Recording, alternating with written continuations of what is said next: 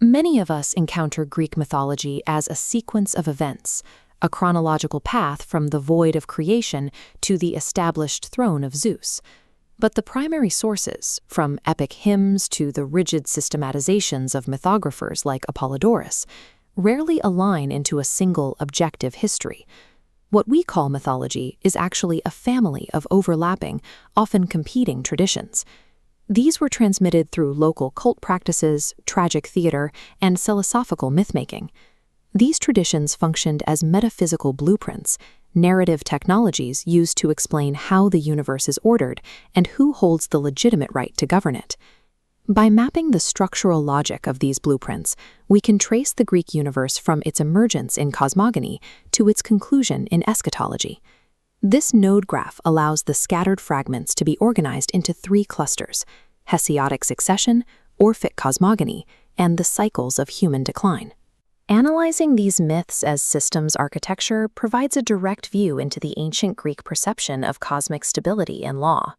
The theogony, composed by the archaic poet Hesiod, provides the baseline macro plot for this cosmic order. The timeline begins with chaos, a primordial space. From this, Gaia, the Earth, emerges. The universe populates through physical reproduction, causing violent conflict between Uranus and his son Cronus.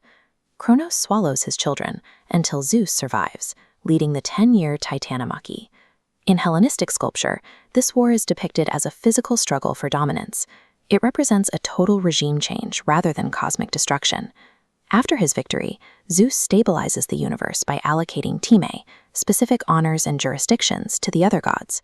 This allocation is finalized when Zeus, Poseidon, and Hades divide the sky, sea, and underworld by lot, ensuring no single brother holds absolute monarchy. The Hesiodic model concludes with a stabilized cosmos, where primordial violence is contained by structural law. There was, however, a radical alternative to this generational model found in the Orphic traditions. Orphism is a scholarly category for a decentralized movement of itinerant initiators. They offered secret teachings that reorganize the very first principles of the universe. In this system, the time god, Cronus, fashions a cosmic egg. From this egg emerges Phanes, the radiant first ruler. Unlike Hesiod's rigid vertical tree, Phanes' power emanates concentrically outward, manifesting the first layers of the visible world. Sovereignty is passed peacefully through a scepter, from Phanes to the goddess Night, and eventually to Zeus.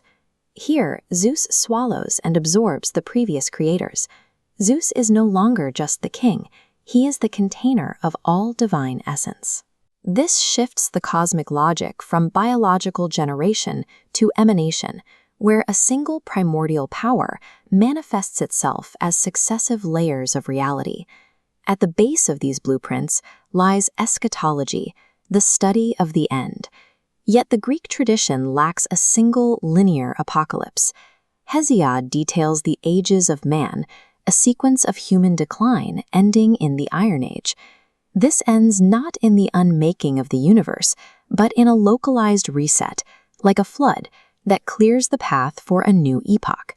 These catastrophes are cyclical purges. They suggest that the human race is part of a recurring pattern of decay and renewal. While the cosmos remains stable, the individual soul faces a more specific endgame.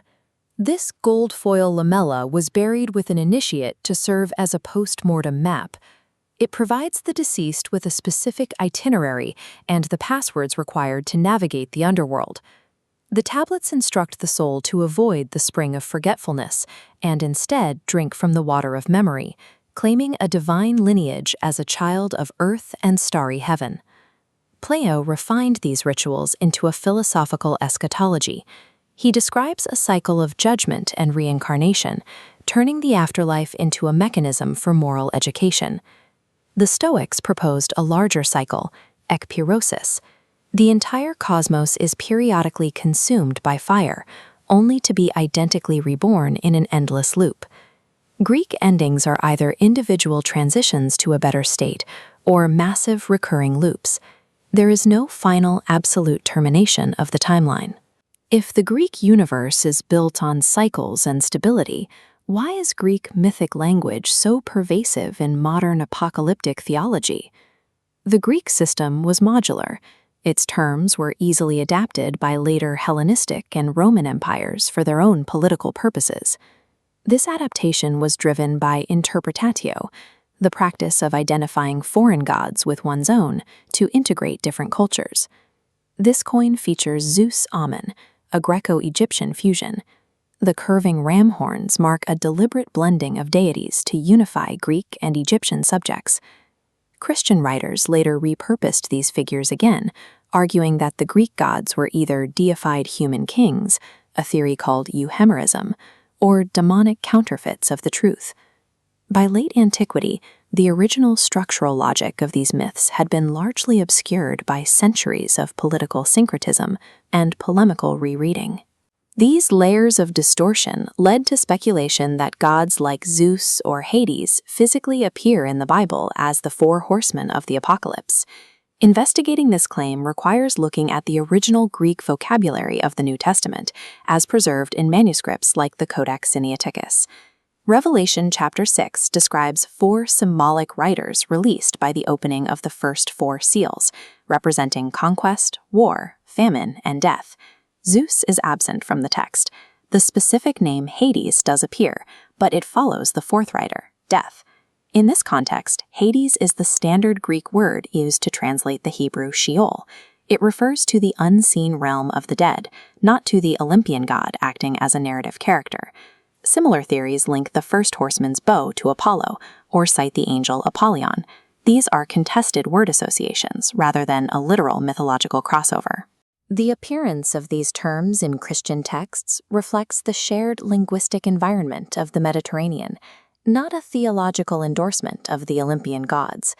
The Hesiodic tree, the Orphic emanation, and the eschatological loops form a single interconnected node graph.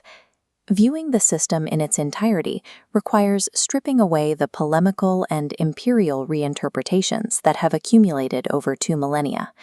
The Greek mythic tradition functions as a rigorous systems architecture, mapping the mechanical and moral forces of the universe across a branching, multi-generational timeline.